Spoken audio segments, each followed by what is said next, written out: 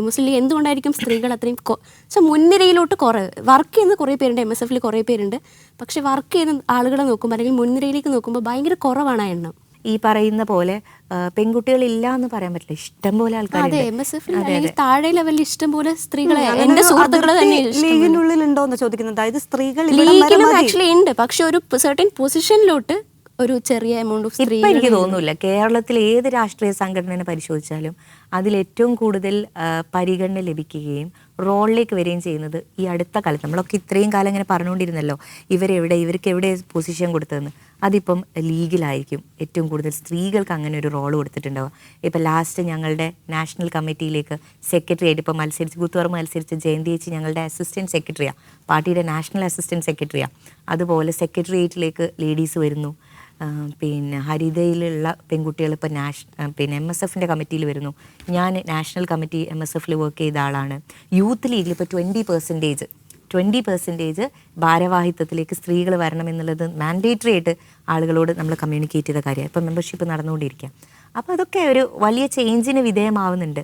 നേരെ മറിച്ച് മറ്റുള്ള സംഘടനകൾ, പരാതി പറയുന്ന ആളുകൾ അല്ലെങ്കിൽ അപ്പുറത്ത് നിന്ന് ഇങ്ങോട്ട് അക്യൂസ് ചെയ്യുന്ന ആളുകളുടെയൊക്കെ സംഘടനകളുടെ അവരുടെയൊക്കെ ഒരു ഇത് നിങ്ങൾ പരിശോധിച്ച് നോക്കിയാൽ. പക്ഷേ ഈ സ്ഥാനങ്ങളുടെ കാര്യമൊക്കെ പറയുമ്പോഴേ ആ എണ്ണം ഭയങ്കര തുച്ഛം തന്നെയല്ല എപ്പോഴും. എന്ന് വെച്ച് കഴിഞ്ഞാൽ ഇപ്പം മത്സരിച്ചതാണെങ്കിലും 2 പേരാണ്, 2026 2 പേർക്കാണ് സീറ്റ് കൊടുക്കുന്നത്. നേതാക്കൾ ഇല്ലാഞ്ഞിട്ടല്ല എന്ന് ഞാൻ വിശ്വസിക്കുന്നു, അല്ലെങ്കിൽ കഴിവുള്ളവർ ഇല്ലാഞ്ഞിട്ടല്ല. പാർട്ടിക്ക് എന്തോ ഒരു പ്രശ്നമുണ്ടെന്ന് തോന്നുന്നുണ്ട്. ഒരു കുഴപ്പമില്ല, പാട്രിയാർക്കാണെന്ന് തോന്നുന്നുണ്ട്. ഒരു കുഴപ്പമൊന്നും കണക്ട് ചെയ്തിട്ട് ഒരു കാര്യം കൂടെ ചോദിച്ചോട്ടെ. ഒരു വനിതാ MLA ഉണ്ടാക്കുക എന്നുള്ളത് ലീഗിന് പറ്റാത്ത കാര്യം, ലൈക്ക് ഈസി ആയിട്ടുള്ള കാര്യമാണെന്നാണ് ഞാൻ വിചാരിക്കുന്നത്. കാരണം മലപ്പുറം ജില്ലകളിൽ പോലെ പാർട്ടിക്ക് ഷുവർ ഷോട്ട് സീറ്റുകൾ ഒരുപാടുണ്ട്. പക്ഷേ 2 വനിതാ സ്ഥാനാർത്ഥികളുള്ളത്, ഒരാൾ കൂത്തുപറമ്പ്, ഒരാൾ പേരാമ്പ്രയാണ്. ടൈറ്റ് ഫൈറ്റ് നടക്കുന്ന സീറ്റുകളാണ്. അപ്പം ഒരു വനിതാ MLA അങ്ങനത്തെ ഒരു ഷുവർ ഷോട്ട് സീറ്റ് കൊടുത്ത് ഒരു വനിതാ MLA ഉണ്ടാക്കാൻ ലീഗിന് കഴിയുമെന്നിരിക്കെ 2 വനിതകളെയും ഇങ്ങനെ ഒരു പോരാട്ടത്തിനായി അയച്ചിട്ടാണുള്ളത്. അപ്പം അത്തരം കുറച്ച് അതില്ലേ എനിക്ക് തോന്നുന്നത് അതിന് ആ ലെവലിൽ കാണണ്ട. നമ്മൾ ഷുവറായിട്ടുള്ള സീറ്റ് തന്നെ നമുക്ക് തരണം എന്നുള്ള.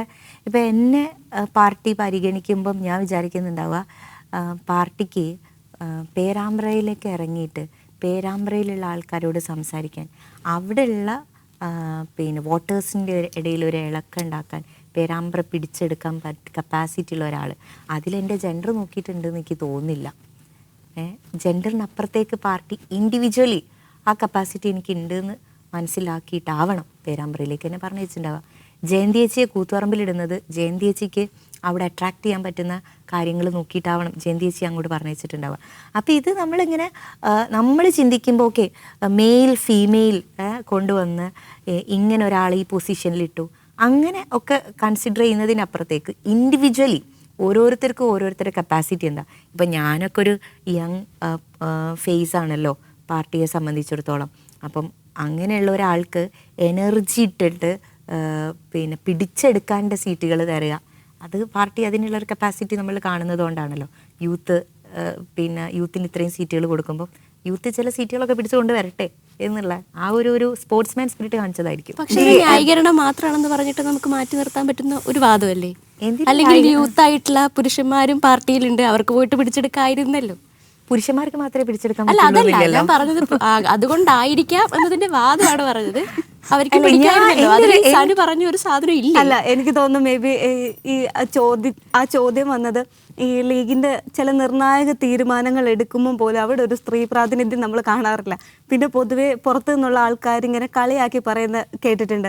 അതായത് വനിതകൾക്ക് വേണ്ടി ലീഗ് ഒരു പരിപാടി നടത്തുകയാണെങ്കിൽ പോലും അതിന്റെ ഫ്ലെക്സ് ബോർഡിൽ പോലും ഒരു വനിതേന്റെ ഫോട്ടോയോ അങ്ങനെ ഒരു പോയിന്റ് ഔട്ട് ചെയ്തെന്ന് നമ്മൾ കാണാറുണ്ട്. ഭാര്യ മത്സരിക്കും, പക്ഷെ ഭർത്താവാണ് ഇതൊക്കെ കഴിഞ്ഞു.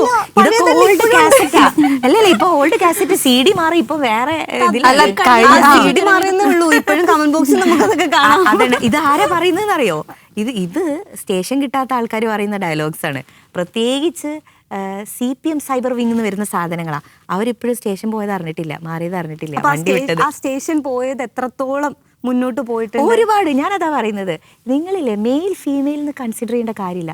ഏബിൾ ആണോ, എബിലിറ്റി ഉണ്ടോ നിങ്ങൾക്ക്, അത് തിരിച്ചെടുക്കുക.